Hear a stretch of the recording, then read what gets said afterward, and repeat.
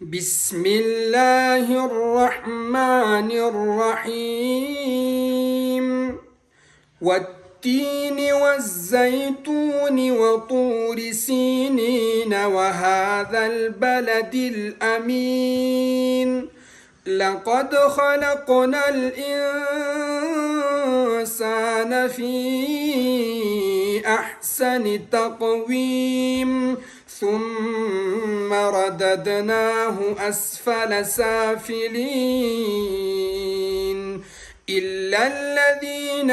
آمنوا وعملوا الصالحات فلهم أجر غير ممنون فما يكذبك بعد بالدين أليس الله بأحكم الحاكمين